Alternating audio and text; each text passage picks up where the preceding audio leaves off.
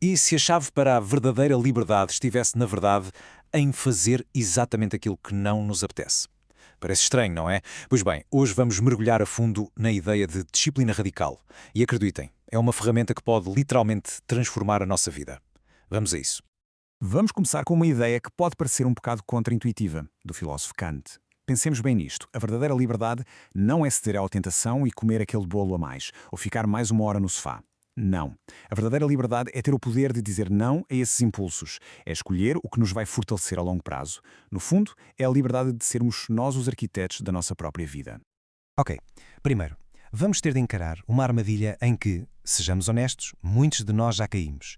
Vivemos numa cultura que basicamente nos treinou para fugir da dor a todo o custo e para procurar o prazer imediato. E o resultado disto tudo? Bem, o resultado é uma espécie de epidemia de fragilidade. É que o nosso cérebro, sabem, ele ainda corre com o software dos nossos antepassados. Um software que foi otimizado para poupar cada caloria possível. Era uma questão de sobrevivência. O problema é que o nosso hardware, ou seja, o mundo à nossa volta, mudou radicalmente. Hoje, vivemos na abundância e aquela programação antiga, bem, tornou-se a nossa maior vulnerabilidade. Tornam-se incrivelmente frágeis perante o mais pequeno desconforto. E esta fragilidade toda acaba por alimentar uma coisa muito perigosa: a narrativa da vitimização. Aquela ideia de que o mundo nos deve alguma coisa, que a culpa é sempre dos outros, é uma mentalidade que nos prende. Porque pensem bem, se a culpa está sempre lá fora, então o poder para mudar também nunca está aqui dentro, connosco. Então, qual é o antídoto para esta epidemia de fragilidade?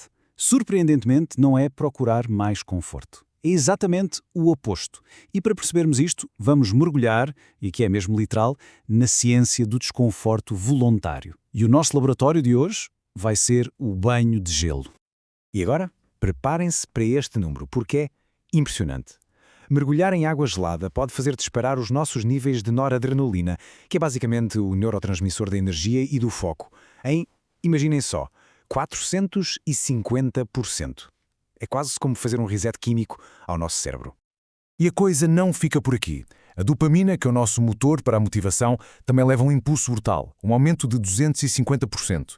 E o melhor de tudo, os efeitos duram horas. Ou seja, não estamos a falar de um pico de prazer momentâneo. Estamos a falar de uma recalibração a sério do nosso sistema, que nos prepara para a conquista. E o que é que isto tudo significa na prática? Bem, ao fazermos consistentemente coisas que não nos apetecem, como entrar na água gelada, estamos a fortalecer uma área específica do nosso cérebro, no córtex pré-frontal. É a área responsável pela força de vontade, pela resiliência. É isso mesmo, estamos literalmente a treinar o músculo da disciplina no nosso cérebro. E isto leva-nos a um ponto absolutamente crucial. A motivação. É uma emoção. É passageira, hoje está cá, amanhã desapareceu. A disciplina, por outro lado, não é um sentimento. É uma habilidade que se treina. É a capacidade de fazer o que tem de ser feito, quer nos apeteça, quer não. É isso que faz toda a diferença. Mas esta disciplina não constrói só resiliência interna. Constrói algo mais. Um novo tipo de riqueza. Um estatuto que, acreditem, o dinheiro não consegue comprar. Vamos ver como é que isto funciona. Podemos esquecer os relógios caros e os carros de luxo. Os verdadeiros símbolos de estatuto, hoje em dia, não são coisas que se compram, são coisas que se conquistam. Um corpo em forma, uma mente disciplinada, uma rotina que não falha, estas são as novas moedas do sucesso e são muito mais difíceis de falsificar. Esta frase resume tudo na perfeição. Isto aqui ele não comprou. Isto aqui ele conquistou. Um físico trabalhado, resultado de meses ou anos de esforço, conta uma história. Uma história de dedicação, de consistência, que nenhum objeto de luxo, por mais caro que seja, consegue sequer imitar.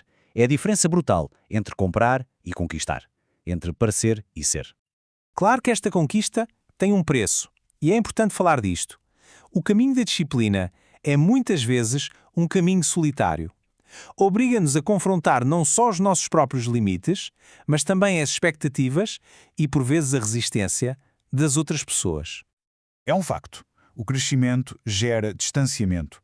À medida que nos vamos transformando, o nosso eu antigo vai ficando para trás. E, inevitavelmente, às vezes ficam também para trás as pessoas que só conheciam essa versão de nós. Muitas vezes, até sem se aperceberem, elas tentam puxar-nos de volta para o passado, para a versão de nós que lhes era mais familiar, mais confortável. E é por isso que a verdadeira transformação exige coragem. A coragem de cortar as âncoras que nos mantêm presos ao passado, sejam elas velhos hábitos, velhas formas de pensar ou até pessoas. É um ato de libertação. É um adeus que pode ser difícil, sim, mas que é absolutamente necessário para podermos dizer olá ao futuro que queremos mesmo construir. Muito bem. Já vimos a teoria, já percebemos o porquê. Agora, chegou o momento da ação. Como é que se começa? Vamos deixar a filosofia e passar ao manual de instruções. O passo a passo para construir esta disciplina. O ponto de partida, o passo número 1, é a autorresponsabilidade. E não é uma autorresponsabilidade qualquer, é radical. A nossa vida só começa a mudar no exato momento em que paramos de apontar o dedo aos outros e assumimos o controle do leme do nosso barco. É simples. Não podemos controlar o vento, é verdade, mas podemos sempre, sempre ajustar as velas. O poder não está no que nos acontece, está na nossa resposta. E há uma filosofia que resume isto de uma forma brutalmente honesta e direta. Sem dinheiro, trabalha. Gordo, treina. Não há espaço para desculpas aqui. É a substituição imediata da queixa pela ação. Para cada problema, há uma ação correspondente e a responsabilidade de a executar é inteiramente nossa. Ok, uma técnica muito prática para conseguirmos fazer isto é o chamado método das duas mentes. Funciona assim. Temos a mente que planeia e a mente que executa. O planeador decide o que tem de ser feito, com calma, num momento de clareza. Depois, quando chega o momento, entra em ação o executor. E a única missão do executor é cumprir o plano. Sem negociações, sem desculpas, sem questionar, apenas executar. E um aviso muito importante: a perfeição não é nem de perto o objetivo. É uma ilusão que só nos paralisa. Vamos falhar, vamos tropeçar, é garantido. A verdadeira mestria não está em nunca cair, está na rapidez com que nos levantamos. Cada falha é uma oportunidade para aprender, e cada vez que voltamos ao caminho certo é uma vitória enorme. É assim e só assim que se constrói progresso real. E para terminar, fiquem com esta ideia. A forma como fazemos uma coisa é a forma como fazemos todas as coisas. Cada pequena escolha de disciplina é um voto que damos para a pessoa que queremos ser. Por isso, a questão final não é apenas o que se vai conquistar a seguir. A verdadeira questão é quem é que se vai escolher ser a partir de agora.